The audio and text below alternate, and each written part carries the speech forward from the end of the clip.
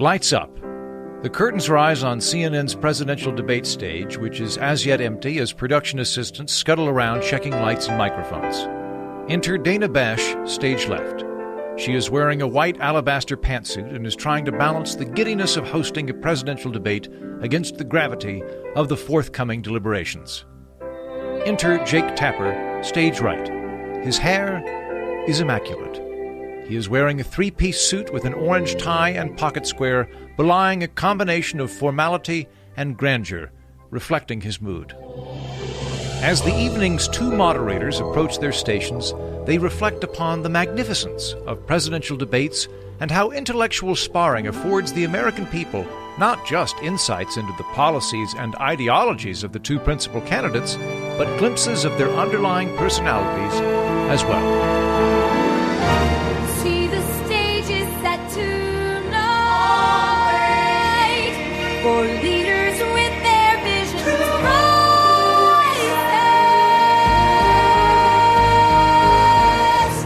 Every stance and every fight Set free. A spotlight's flare, the crowd's delight. Cheering. Each word they speak, a guiding light. Rising. Promises to rule with might. We'll see.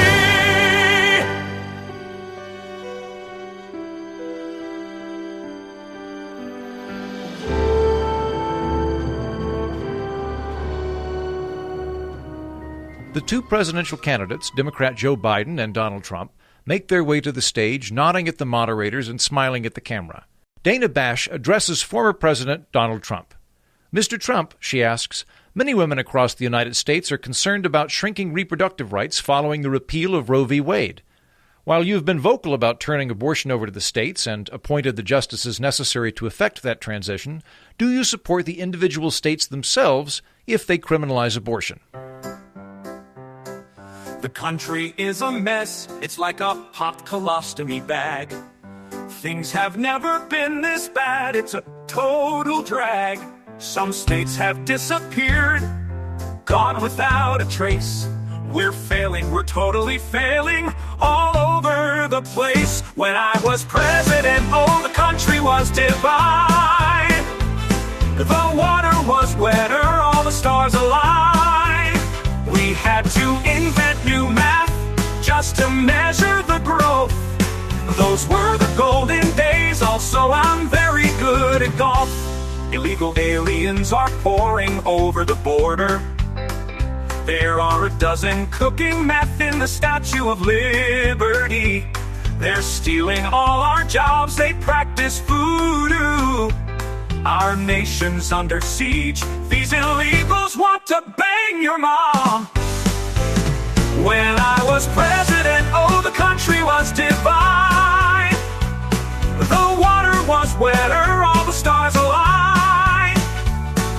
Other countries totally respected us. Those were the golden days, I never banged a porn star. We need to take a stand to reclaim what we've lost. Restore the glory days, no matter what the cost. I'll lead us to the light, bring back the golden glow. Together we'll make history. I didn't say that stuff about veterans when I was president. Oh, the country was divided. The water was wetter, all the stars aligned. We had to invent new math to measure our growth.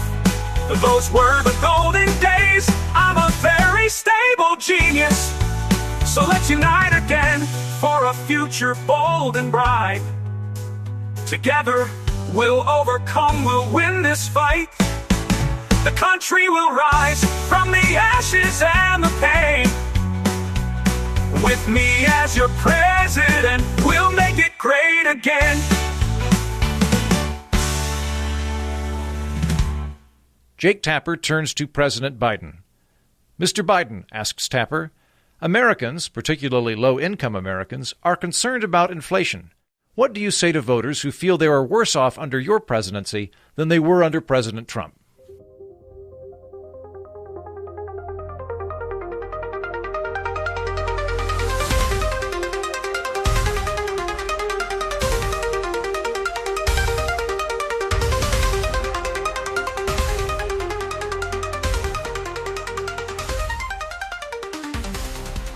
what I'm going to do is fix the tax system. For example, we have 1,000 trillionaires in America. Billionaires in America. And what's happening?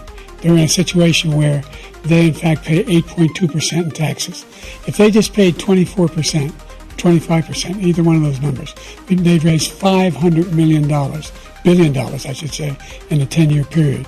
We'd be able to wipe out his debt. We'd be able to help make sure that all those things we need to do, child care, elder care, making sure that we continue to strengthen our healthcare system, making sure that we're able to make every single solitary person eligible for what I've been able to do with the with the COVID. With dealing with everything we have to do with. Look, if we finally beat Medicare. We now see into the wings of the debate, where 6 panic-stricken Democratic staffers begin to seriously suspect that instead of giving the president the uppers he requested, as planned, they accidentally handed him sedatives. Did I mix them up? Oh no, this can't be right. Oh no, no. Did I switch the pills around? Now he's feeling sleepy bound.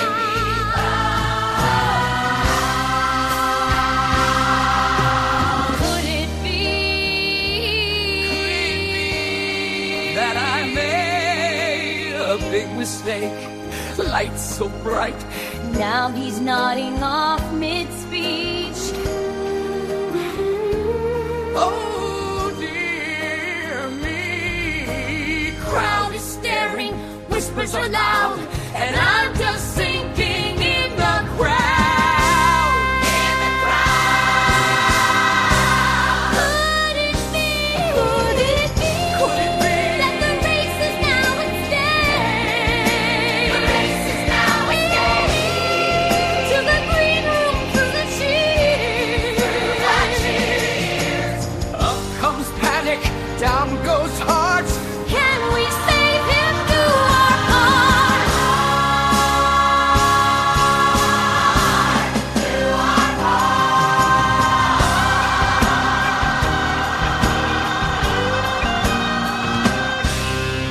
Quick decision, what to do?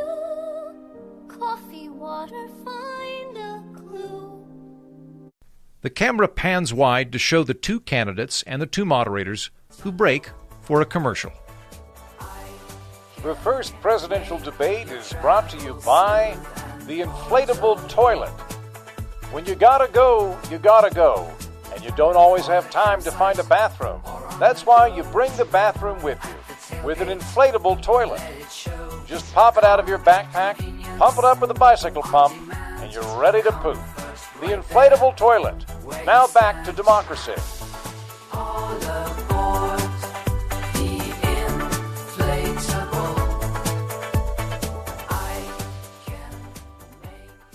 Back from the commercial break, Dana Bash turns to former President Donald Trump. Mr. Trump, I need to ask you a very serious question about inflation. You want to raise tariffs, but tariffs are a tax on imported goods. Won't that raise prices on consumers, thereby exacerbating inflation? When I was president, we were popular. The world thought we were smart and pure and thin. Now we're a laughing stock to even Mexico. Elect me and I'll respect us up again. I want the world to respect the United States half as much as I respect myself right now.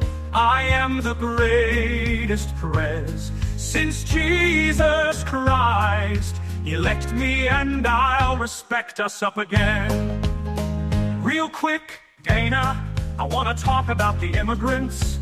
They want to skin us and wear our faces like masks, like in Silence of the Lambs, but with weird accents and voodoo. Elect me and I will build a big, beautiful wall.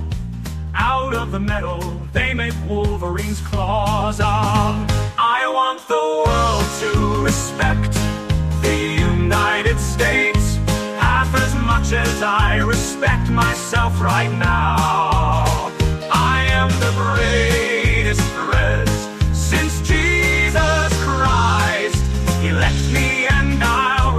raised us up again.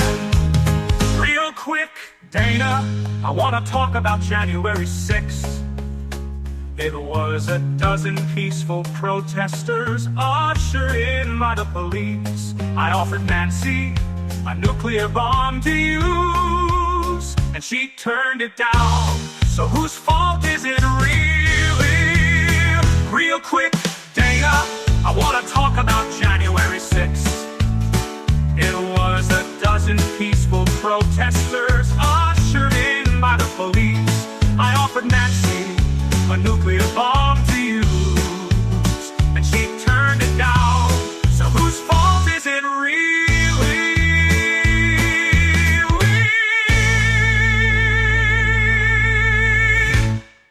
Lights up on White House War Room, where a dozen grim-faced staffers are debating what to do about their rapidly imploding president.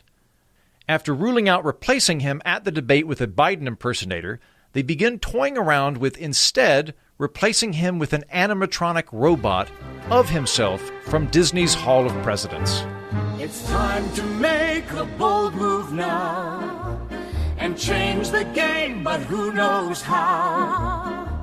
A robot takes the oath and wow, talking about politics.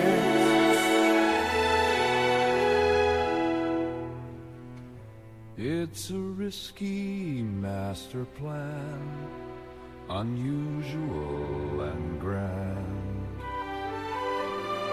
But can we trust circuits and gears to handle statesmen's fears?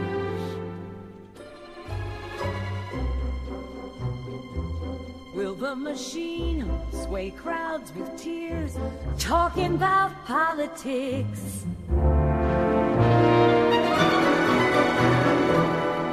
Program for every speech, but will it pass the scrutiny?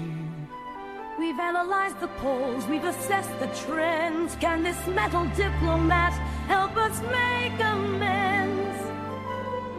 But what if the public sees it's just a mimicry? Back at the debate, Jake Tapper turns to President Biden, who has miraculously got a second wind, upgrading him to almost okay. Tapper asks, Mr. Biden, you will be 86 years old at the completion of a second term. What do you have to say to Americans who are concerned about your age and how mumbly and low energy and bad at debating you've been over the course of this evening, which historians will refer to as the twilight of American democracy?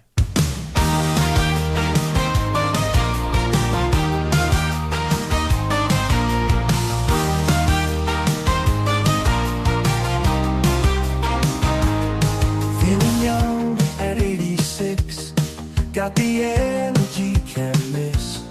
Dancing shoes laced up tight, every day feels so right. Life sparks when you believe, age is just malarkey.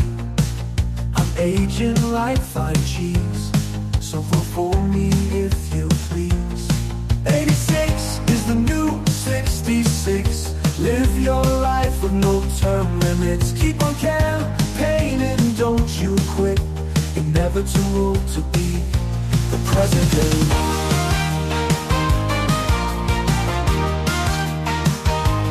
Silver hair, shining bright. My birthday's closer to Abe Lincoln than to now. I've been office since Dick Nixon, aging like the finest box of wine. Don't you worry about the years, time is just malarkey. Stay forever young at heart, every term is a brand new start. 86 is the new 66. Live your life with no term limits. Keep on campaigning, don't you quit. You're never too old to be the president. President, president, to pretend to be president. President, president, to pretend to be president.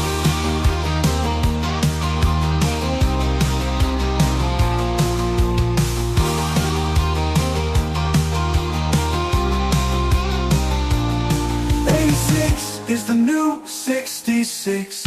Live your life with no term limits. Keep on campaigning, don't you quit. You're never too old to pretend to be president.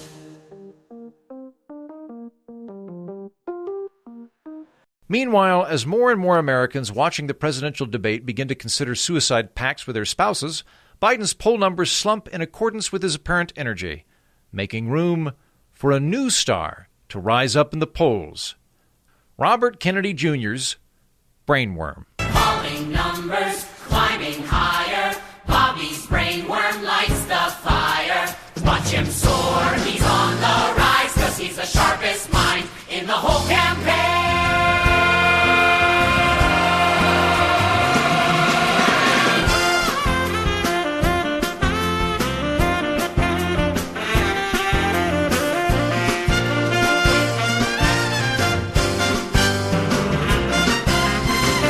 Debates, I know if we stick to flavor makes it chocolate beef. So what's musting out all full to tongue and people declaring songs unsung. He's pulling through in every state, 'cause he's the brightest star in the race for fame. In the race for fame.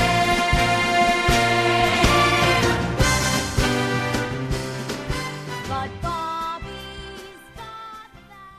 Back at the debate, the crescendo of the evening appears to be Donald Trump and Joe Biden arguing with each other about who is better at golf. Look here, my friend, just once again.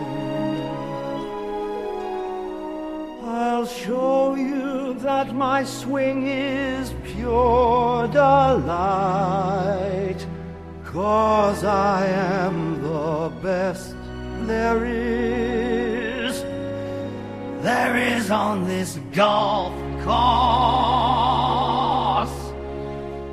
Not so fast, old chap, your game's full of gaps.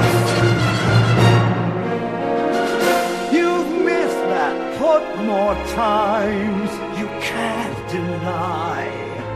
Oh, trust me, I've mastered every hole and green. Just watch me fly. You think you've got the drive, but have you seen my stride? With every swing, I make that ball take flight.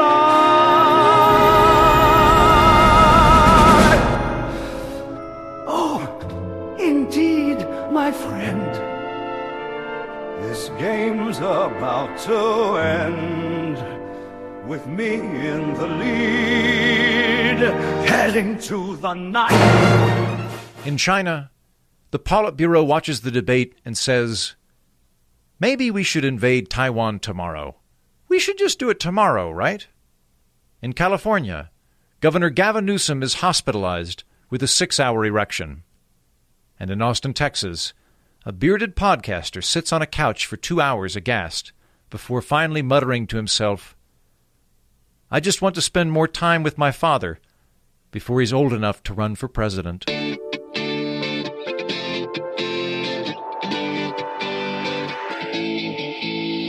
Hello, and welcome to the Political Orphanage, a home for plucky misfits and problem solvers. I'm your host, Andrew Heaton, and I'm afraid that's the last of our presidential debate-inspired Broadway musical that I have the time or energy to put together. I'm publishing this around 4 a.m. my time so that you'll get it the day after the debate, so excuse me on having to cut it short from what could be a splendid hour-and-a-half production. Tip of the hat, by the way, to Charlie Cook, who did something very, very similar on his podcast, and I just blatantly stole it. That is from the Charles C.W. Cook podcast. He did something similar with opera last week, and I pretty much just took it. But I did thank him for it, and I'm crediting him here, so thanks, Charlie. So, listeners, listen up. I'm all out of energy. We've exhausted my pith, which I think was pretty good, dare I say, presidential, in the levels of energy and competency that I've exerted for you here in podcasting world. What I'm going to do for you now is I'm going to play the immediate reaction that myself and Justin Robert Young had directly after the debate, which I think will definitely be considered historic. I encourage you to watch the debate, and what follows is Justin and my thoughts. We were there throughout the course of the debate. We were talking a little bit during the debate, but for the most part, we were just listening to it and retweeting funny stuff that we saw online. There was a lot of funny stuff online. But what I'm going to play for you is our immediate reaction following the debate. But first, gang, I stayed up till 4 a.m. And today, Friday, as you're listening to this, probably, I'm going to have to wake up early again to read a bunch of Supreme Court cases so that I can do an interview in the afternoon on that. So it's a tight turnaround for old Heaton, who made this episode unnecessarily, at least from a production schedule, if not for public service.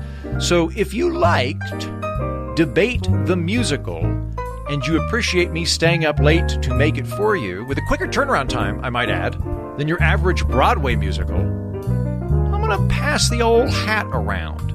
If you liked what you heard, if you like what you're hearing, and you want to leave me a tip, I'd appreciate that. Maybe I'd do something like this more as we proceed in the election cycle, what might be the last election. You can Venmo me at Andrew-Heaton-1 or PayPal me at andrew@mightyheaton.com, and I will list both of those in today's episode description. Andrew-Heaton-1 on Venmo or andrew@mightyheaton.com on PayPal. Thank you, and enjoy the commentary.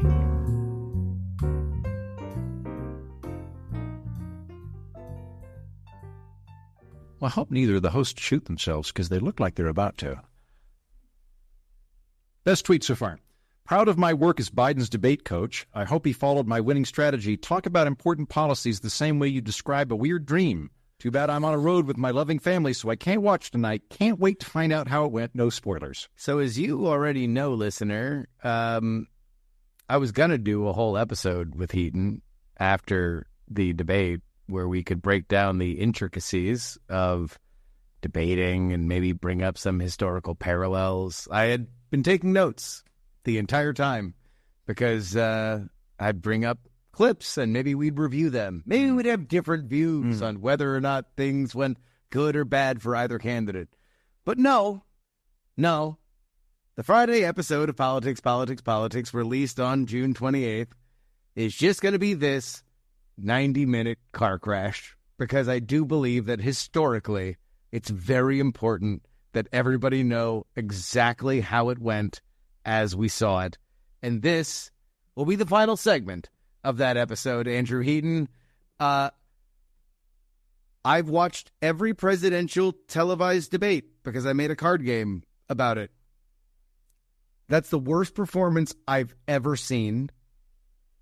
And if I'm really being pressed, I've watched so many lower debates, like of governors and senators and everything. And usually with those, they start to let the loonies on. Like there's one Mike Pence debate where he's got a dude who was on Survivor that's like on stage.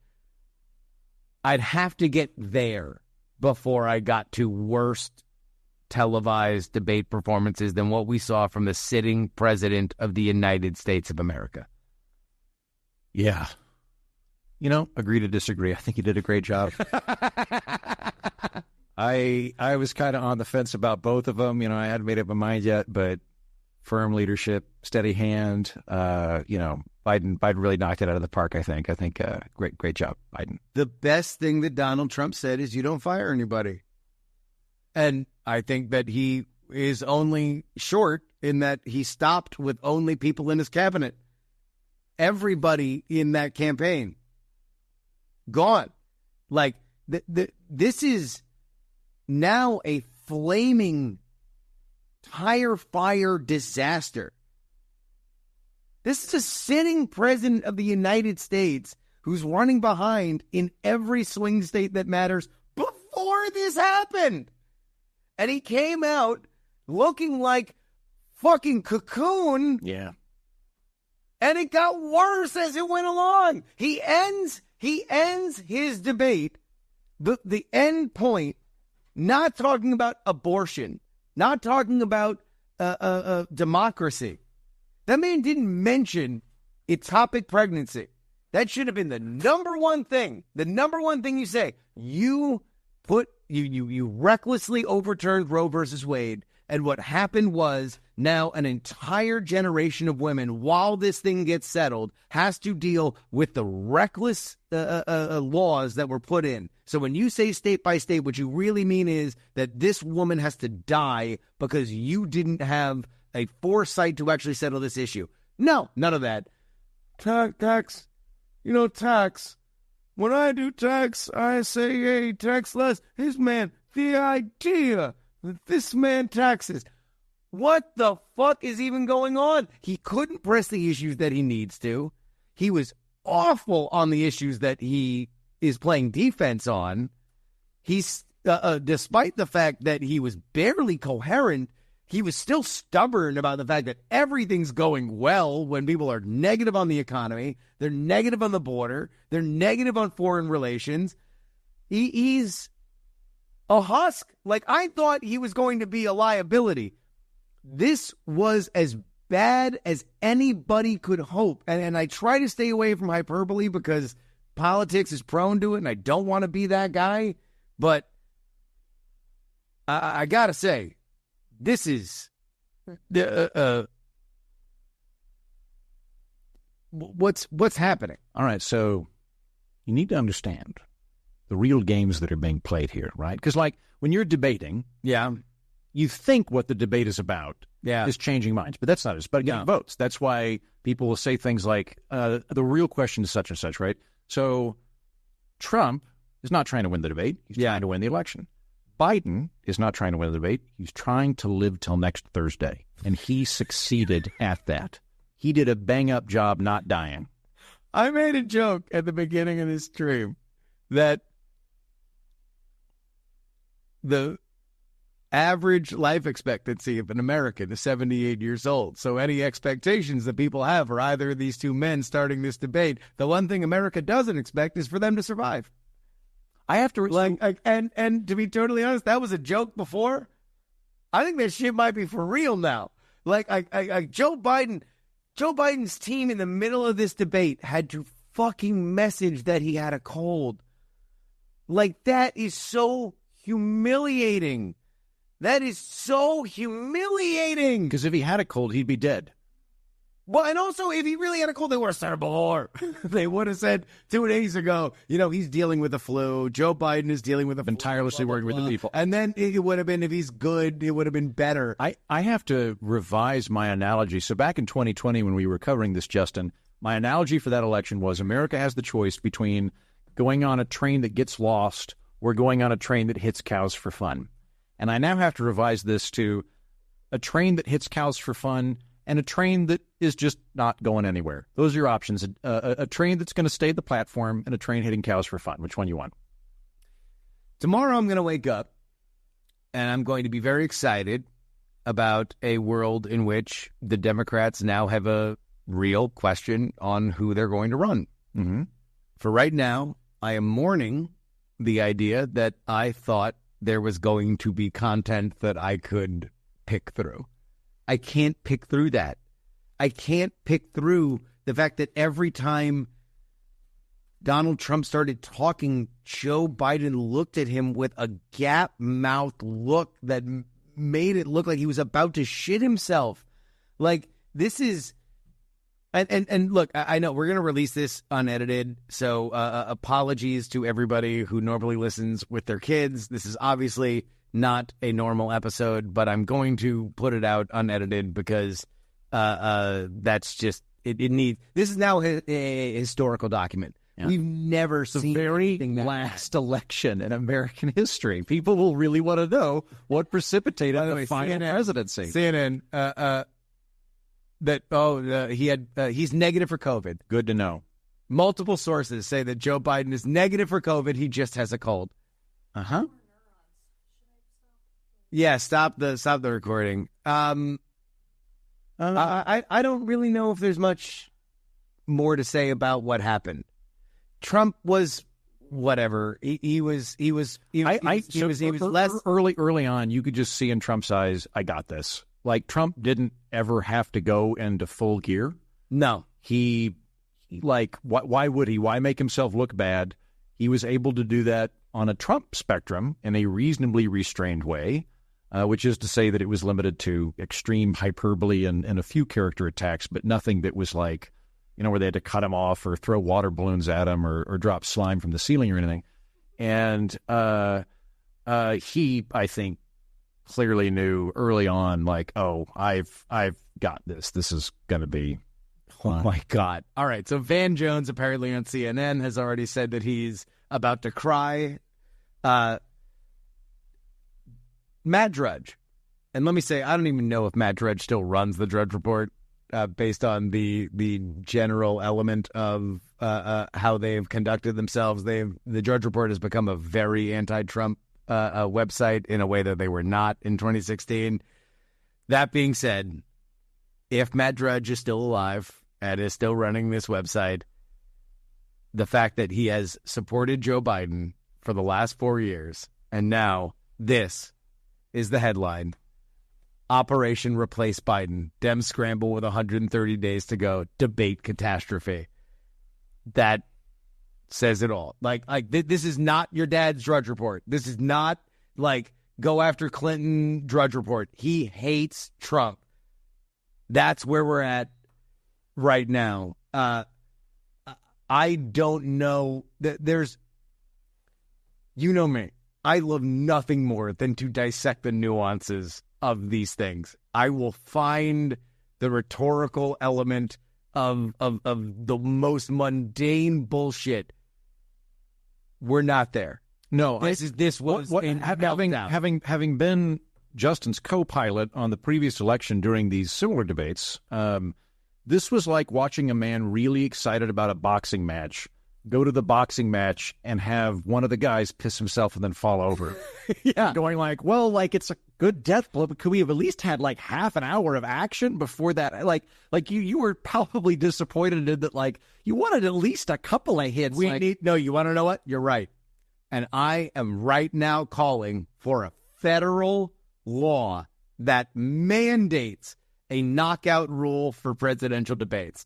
We cannot see this again. There needs to be an independent team that says, you want to know what? Waves it off. White towel gets thrown in. Like, I'm going to say 20% chance that China fucking invades Taiwan tomorrow after watching that. Like, that was... Why wouldn't you? If you're an authoritarian regime, just like invade Ireland. Do whatever you want. Let me check. Babylon B, Trump indicted for murdering elderly man.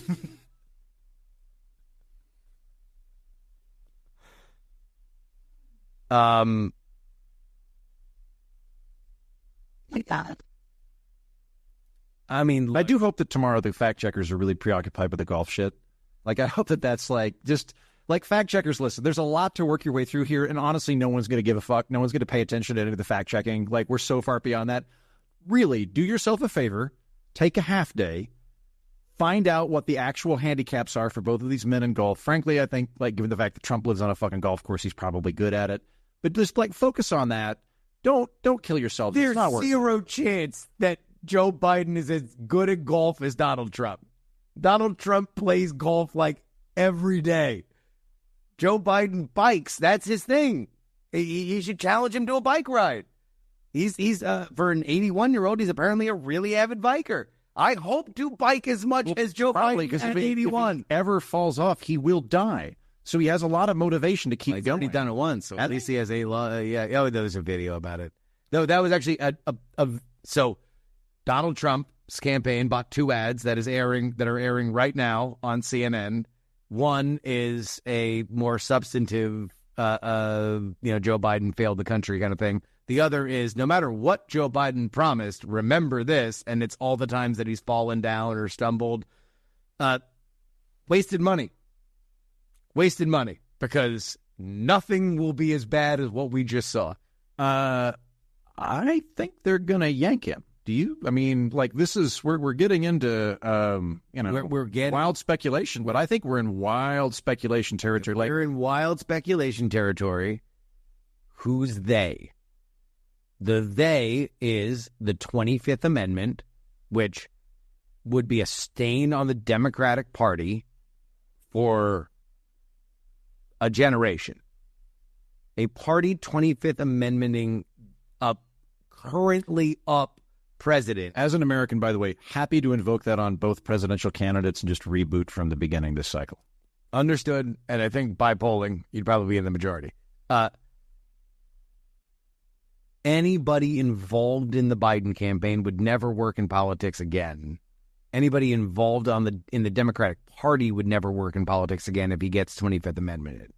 So that's out, right? So now you are relying on anybody that Joe Biden respects. So, like, everybody that he's been friends with since the Senate, Who's still alive. maybe, yeah, exactly. I guess maybe you can hologram Tip O'Neill. Like, You get, imagine Joe Biden. somebody's great-great-grandson. He wakes up, hologram Tip O'Neill. Joe, you need to step down. He's like, oh, Tip. Joe, it's time you moved on with. The force is strong with you, but you need to make room for younger apprentices, Joe. I don't know who could tell him that hasn't probably already tried to. Well, this is my to theory. step down. My theory is that Jill doesn't want to. the people directly around him don't want to lose their access and clout and all those other things. Yes. And I think that some of them might be going, maybe it's time we took the keys. People are saying Obama. What do you think he did in 2016? He told him not to run in 2016. He picked Hillary over his own. But that'd have been the deal, though, right? Back in 2012, 2008 or whatever, hadn't like there already been kind of a handshake agreement? No. Okay. No. That it was the natural move for Obama to make Biden his George H.W. Bush. Like, that would have been the easy thing. Yeah. He didn't believe in Biden so much, and now it's settled down on, he believed the polls. Bullshit. If Obama really thought that Biden was the dude, he would have thought that he could be on the stump and make up for whatever the polls were. He could sell a third Obama term. He didn't believe in Biden. So you're going to tell him now that he won? No, stop running? No. Joe Biden will say, like, that's what they're saying. But come on, you're not going to elect this guy. Trump, January 6th. The idea that somebody would elect Trump. Okay, so another question for you, Justin. CNN saying that Dems are in aggressive panic. Yes. So this is my question. It is the purge. At Biden HQ, what do you think's going on right now? Because I'm going to give different scenarios that I want people to contemplate. Scenario one, dead fucking silence. Just dead fucking silence. And then somebody wanders up to Biden and says, real zinger there in the middle, sir. Just dead silence. Option two, multiple people vomiting into buckets. Option three, everyone on cell phones texting Gavin Newsom if he's looking for anybody. Or option four, whatever you think. Gavin Newsom is, you'd be able to hang a coat on his dick right now. Yes. Like that is. He is not going to need any Viagra to fuck somebody else's wife this evening. Gavin Newsom's middle name is to mess it. Yeah. But I mean, no, really, it's the conversations with Biden right now are, well, you did great considering you had a cold. I had a cold, man? That explains a lot. Yeah, I had a cold. Yeah, considering you had a cold, blah, blah, blah. The inside, it's a jockey. It's a jockeying. It's the Kamala people saying, it's time. Let's pull the trigger. Let's let these not literally go out. Yeah, no. Figuratively, although it'd be cleaner if you got assassinated. I'm not saying anybody should. I'm not saying anybody should, but if somebody with a red hat shot him, boy, would it be a lot better. You don't want to It'd do be a this. lot You don't want better. to do It'd be a this. lot- No, I'm not saying that. I'm saying that if in a crazy world, somebody with a red hat who said, this is for Don, did it, then that would be cleaner, right? That's what Kamala's saying. This is all satire. All satire. This is all satire, people. Yeah. This is all satire. This is me putting myself into the mind of a sociopathic politician. Mm-hmm. But it's Kamala. Yeah.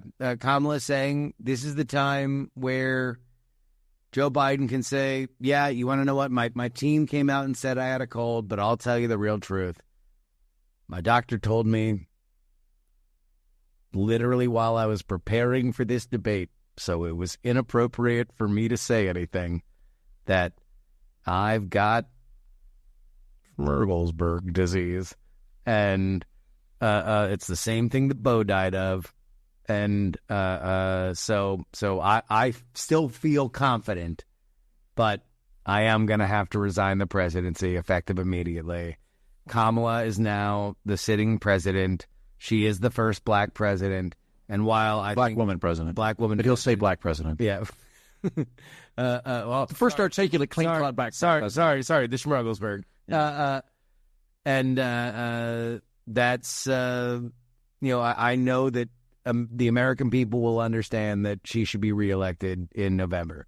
That's what they're going to push for him to say. I don't believe God himself could come down from heaven and tell Joe Biden to not be president, and he would listen. I don't know. I got to say the optics weren't great tonight. They weren't that good. You know? No. Yeah. So there was a Portuguese president for life dictator character named Salazar, and Salazar, in the twilight of Portuguese fascism. By the way, Politico, Biden bombs, Trump pounces. Please keep going. Salazar had a stroke and was not expected to live. So the rubber stamp parliament in Portugal at that time convened in Lisbon and went, all right, let's just become a democracy. Like, the old strong man's dying. When he's dead, we're going to fully transition over. We're going to be a democracy. And then he pulled through, surprised everybody. So what Portugal did, and this is brilliant, Portugal just escorted him to a vacation house elsewhere in Portugal and proceeded to let him think he was president for the remainder of his life. They would have aides come in and give him paperwork, and he would go, bomb Madrid. And they go, oh, yes, sir, we did that. And for the last 2 years of Salazar's life, he believed he was president. He might have been titular president, but he had no connection politically to anything going outside of that. And just I'm really glad you told that story, because I couldn't remember the dude's name, but I wanted to say, just tell him, well, hey, Trump said that he would forgo the election, but you have to beat him in a driving contest. Now, he refuses to be on the same golf course with you, so you just have to keep driving every day, and we'll tell you what he does. And then just let him hit golf balls from now until the end. Oh, is that what a driving contest is? I thought they were going to, race cars. I was actually kind of excited about that, of just giving these two old men car keys and, giving them, just letting them loose. You were Prince Philip would fucking run over pedestrians in the United Kingdom until finally they were like, listen, we know you're fucking the queen, but you can't drive anymore, sir. I thought it was going to be one of those things. But no, it's just hitting golf balls. Okay. Dem party official on Biden's performance, nothing good. This is chaos. This is... I might be nominee at this rate. Yeah. I might forego the Whig Party ticket if offered. I'd think about it. If my daughter threatens to be born during this Democratic convention, I'm going to kick her back in. Yeah, stuff her back in. I was planning to leave. Kick her back I was planning to leave early, by the way. I was going to go for 2 days, and I was like, I'm going to fuck up to Scotland. I think I need to rebook that ticket. Because, Jesus Christ. Because also, who got you? Yeah, but this is for both. I thought it was just for... Oh, thanks, man. Yes, I should note I am now an employee of politics. Thanks, boss. Yeah. You want to know what your press badge says? What? Production assistant. Nice. You know what? I've come full circle. From 2012 to now. Oh, my God. In the chat, MSNBC, the first thing I heard was comparing it to FDR's last term. A man in a wheelchair dying. A man who died in office. The amount of weird, again, with the debate, it's not an Oxford-style debate. It's not that you've got a bunch of highly thinky people that are going to vote on who made the best points at the end. Those are a different kind of debate. A debate like this is, to some extent, spirit animals and shadows that you are casting in order to make yourself the most appealing candidate. And in terms of just the debate craft, not the veracity of the statements, not the efficacy of the policies that were proposed, just in terms of the debating, the weird lack of punches that Biden did, coupled with, at one point, you could see Dana Bash, I now have to ask Biden about his age. And both of them looked so sad throughout this debate. Yes. This ought to be a high honor for them, and they know that they are supervising this. And Dana Bash goes, at the end of your second term, you would be 86. I believe that's it. What would you tell Americans that are concerned about your age? And he opens up with, stumbling, half my life I was the youngest person in politics. Now I'm the oldest. Okay, I think what he was doing was like an anchoring exercise where I'm going to anchor people in young. But the way it came off was, I am so fucking ancient that I could be in politics for 50 years and have that arc. And by the way, I have been in the bowels of the beast since Nixon. And I'm sure they practiced that. And it's such a weird tact. Like the bit he had at the end, if he'd said it with gusto, where he said, Trump is 3 years younger than me and a lot less competent. That's a good line if he delivered it well. Spin Dash in our chat here on Twitch says you should play the debate from 2020 to see how far Joe has fallen. I think we have had enough elder abuse for this evening. We do not need any more. I legitimately feel terrible for Joe Biden. Mm-hmm. This is the greatest political humiliation I have seen in my lifetime. And I would say, as a political historian, I don't even know where you would put anything equivalent. Like at this level, with this amount of people watching, tens of millions, with everything on the line. As a sitting president, you're not even a challenger. You're the sitting president. Yeah. That's, what do you think should happen with the polls tomorrow? Do you think people were significantly watching this and that's going to have a major effect? Yes, I do. Yeah, okay. I do. I do too. Because, by the way, Joe Biden asked for it. That's the other thing. Joe Biden asked for this. He asked for this. Donald Trump was baiting him into debating. He said he was bringing a empty podium to speeches. He was saying, I debate Joe anytime, anywhere. And then Joe Biden, in a fucking 6-second video that had 32 cuts in it, was like, hey, man, you want to debate? How about we debate? Let's go. Proposed in a pre-negotiated thing, CNN. He picked the network. He picked the location. He picked no audience. He picked mics muted. He picked everything. He picked the time, date, place, all the setting. He got everything he wanted. This was made by Joe Biden. Jake Tapper moderated. And he built his own sarcophagus. Yeah, I think that a lot of potentially undecided voters just watched a debate between chubby Mr. Burns and Grandpa Simpson, and chubby Mr. Burns came off a lot better. He came off it's potentially evil, but awake and competent. I mean, whether or not you because that's the thing, that's the reason why I can't even do a post show where we poll things and talk about it, is that it's what points did he even make? The things that I'm sure he was drilled on are the following. First and foremost, let's go from the top of what America agrees with him on to the bottom. First, Abortion is a disaster right now. Roe versus Wade being overturned is very unpopular. And so you don't really have an answer for what you're going to do aside from restore Roe, which is dumb, and I've criticized. I know there's a big switch in the White House. Do you not know this? It's a Roe switch. It's kind of like but it's like a circuit breaker. But he can't touch it until he gets reelected. It's currently there. You can only activate it on the second term. You can only activate it. That's a second term switch. They have first term switches and second term switches. And so it's like he doesn't have an answer, but at least make him pay. Say you're running fucking ads in a lady in Austin that says, I went to the doctor. I had an ectopic pregnancy. They agreed with me in the hospital that my fetus was non-responsive. They told me they didn't have the legal standing to abort it. I should go home and see what happens. Guess what? She got so sick she was in a coma for 2 days. That lady was in an ad for Beto. She was in an ad for Biden. He didn't bring her up. He didn't bring up the idea, the immediate consequences of Roe versus Wade being overturned, and now all of a sudden people in red states not having... He might have brought it up. I just couldn't hear him or remember it. He might have said something. Didn't. He didn't. So let's start there. No mention of that.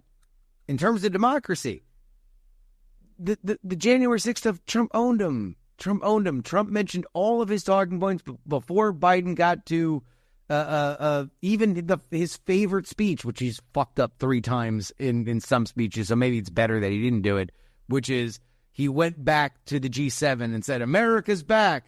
And somebody said, for how long? And then the British guy said, imagine if you watched a bunch of people run into Parliament and kill a Bobby. Like, how would you think? Like, that's his favorite thing to talk about. That's in his stump speech. He doesn't even get to that. Doesn't even get to the horrors of making January 6th a definitional moment in American history. He just stumbled and mumbled. He did bring it up. I mean, he did touch on it. He didn't do a great job highlighting it. But you have to make people feel it. Yes. Either it's felt or it's not. And you very much pointed out, this is not Oxford style. This is not a Soho forum. This is not any version of a debate. And that's spelled out. Again, I would highlight for everybody, go back and listen to or watch, if you're a major nerd, the 1960 debate of Richard Nixon and John F. Kennedy. It explains Richard Nixon fails in that debate, not because of any of the dumb shit you've heard, but because he thinks this is an Oxford-style debate, which means he's going to agree with everything that the person that Kennedy just said, and say, well, what I agree with is blah, blah, blah, blah, blah, blah, blah, blah, but, and then do the intellectual death blow of like why the things that he said was dumb and the things he didn't say are even dumber. Kennedy looks right into the camera and says, well, I believe that blah, blah, blah, blah. Nixon thinks he's winning because he's like, well, this guy isn't even responding to me. I've made 4 points and he's only responded to 2 of them. And Kennedy just keeps winking at the camera like he's making love to someone. That's not actual arguing. Old Dick Nixon has had a 1-2 punch in terms of Keynesian economics. He hasn't even brought up Keynesian economics. He just keeps smiling like some kind of handsome prince. Who's that going to win over? I fucked Marilyn Monroe. Yeah, I mean, the initial thought, Nixon thought he was winning because he thought that JFK was coming off too sophomoric, and it would highlight his youth and inexperience, and that while they were about the same age, Nixon had spent 8 years in the White House. Anyway, you have to break the fourth wall and talk directly to the audience. Both of them did. Trump came off. Him talking to Jake Tapper, like Jake and Dana, where he like brought up like both of you know, and like I don't know, it was compelling. Yeah, because he seems like a asshole who would run the country. Whether or not you like how he would do it, up to you. Biden was a less responsive crypt keeper from Tales from the Crypt. Yeah. In fact, I would vote for the crypt keeper. No, too many puns. Do not care for the crypt keeper. I can't. A bridge too far for Listen to these kitties. Lots of other comedic characters I'd vote for. You know what? Would vastly have preferred. Joe was a schmo when he walked into the hole. Really preferred a debate between Waldorf and Astor over this. The two old Muppet guys debating would have been, like that for 2 hours would have been better. Van Jones on CNN is now apparently calling for Biden to be removed. Okay. Van Jones has fallen. Okay. Wow. For the Democrats. Sir, we've lost Van. We've lost Van. That somebody has to tell Joe Biden that right now. Sorry, somebody has to write a note and leave it under Joe Biden's pillow right now. Okay, another question. Truthfully, what do you think Biden and Trump are doing right now? Like right now? Trump is right now at the $25,000 and up donor dinner that was planned for after the debate. And everybody is just chest bumping like they won the Super Bowl. Like it is an absolute bacchanalia. Like J.D. Vance is doing the worm. Glenn Youngkin is doing... Tim Scott snorting cocaine in the bathroom. Oh, yeah. Tim Scott's like, well, I've never tried it, but... Like... yeah, it is an absolute fest. It is Bonnaroo in that wherever that's happening in downtown Atlanta. Biden, it's.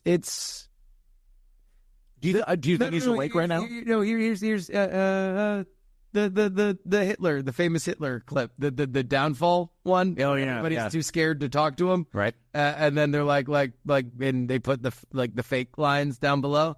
It's that they're all like, we're seeing notes now that Van Jones is whites in Michigan loved it, 65 and up. So we got something to build on. And then there might be somebody who's like, Van Jones has fallen. And then Biden will do the Hitler, like, and then start yelling. That's it. It's downfall. It is the Hitler clip from Downfall. That's what Biden is right now. So you do think he's awake? Because I'm not. I think he might be asleep in a limo right now. All right. Well, that's... He's going to wake up tomorrow and go, man, I had a weird dream. When's the debate? Is that tonight? I need to do some push-ups. I had this weird dream where I talked about golf a lot, man. Man, it was weird. Okay, where's Jill? Let's do this debate. All right. Movie pitch. Joe Biden, current, he wakes up, and now he is in a rush before Election Day to figure out time travel to go back.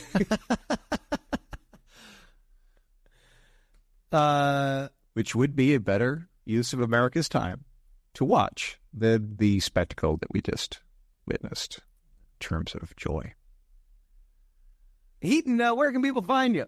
Hey, I host the Political Orphanage. It is a show for people that are neither enamored with blue team or red team. I'm going to be spending a significant amount of this evening figuring out how the hell I'm going to tackle this one. I have an idea on what I'm going to do. I'm not going to mention it just yet, but I've got an idea. But yeah, check me out on the Political Orphanage. Delighted to be back. Justin and I did this throughout the twilight days of 2020, back when America still had a little bit of hope. And watched one of the debates and watched the election night roll in, and good to be back on the program in the last year. It was an honor to witness history with you. Yeah. And that was history. Now it kind of feels like you and I are the band on the Titanic that is playing our tunes out as we slowly submerge into the Atlantic. But our Patreon jars are full. We will die rich. All right. Hot take from Jen. Do we want to call Jen? Yeah, call Jen. All right, hold on. Call Jen Briney. Let's see if she picks up.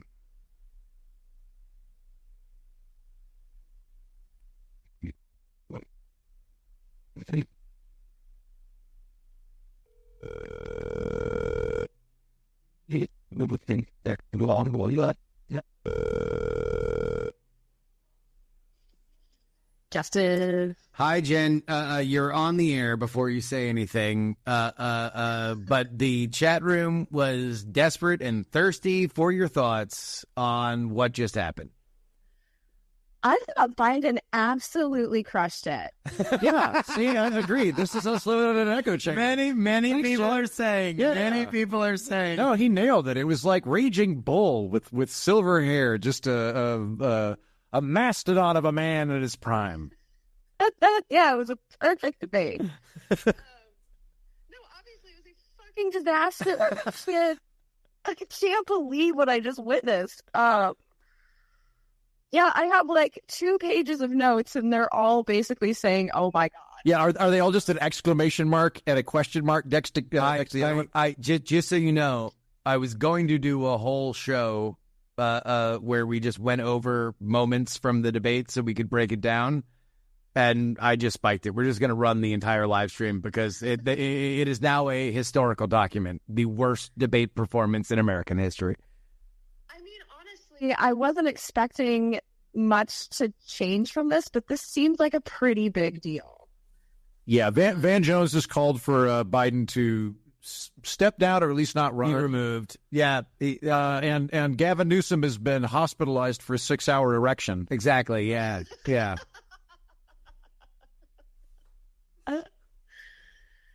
Yeah, it wasn't good, man, because you had, all the Biden stuff on one side, but then you had Trump with the pathological lying. Like, he wasn't even trying to make his lies believable. So it was just this juxtaposition of awful.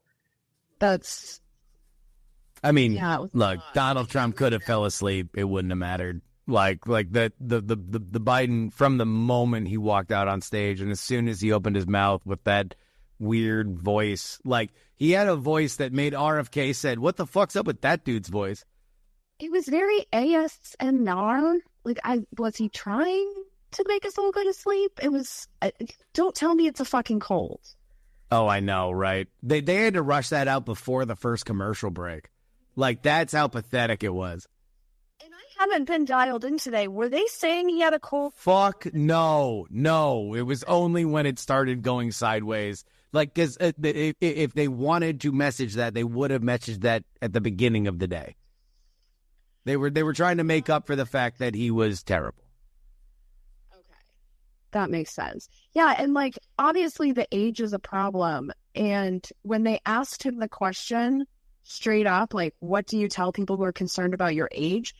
Good answers would have been that, yeah, I'm older, but I have great people around me. I'm constantly in touch with my doctors. Like, I assure you, if I'm diagnosed with anything, I'll resign. Like, we're just instead refused to acknowledge it. No, a good answer politically is like I'm old, or Reagan. Well, I for one will refuse to exploit my opponent's youth and inexperience. Like a joke about the fact that everybody knows you're fucking. Oh, how could they? Wait, hold on. How could they have possibly prepared for that though? I used to be the youngest, which means I've been in Washington D.C. for 100 years. It's like, did you think I was old? Let me explain exactly every course of my varicose veins.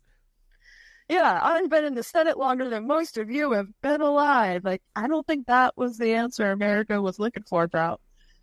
All right. Well, there we go. We got Jen on the show. We'll have plenty to talk about on Wednesday, but I think it'll probably be more than just the debate. I think so too. I mean, at least the DNC just got a whole lot more interesting. Oh, I mean, we might be actually at 1968. I know. Now I'm excited. All right. Talk to you. Bye. Have a good night. Bye. Ladies and gentlemen, Jen Briney of Congressional Dish. And that'll be it for us. What a night. I can't believe what we just saw. And if you've been a listener to this show, you know that being short for words is not something that happens to me very often, but Jesus. Till next time. That's the show. Thanks for listening. Thank you, Justin Robert Young, for inviting me over to watch the first debate of this presidential election and quite possibly the last debate of American politics. Until next time, I've been Andrew Heaton. and so have you.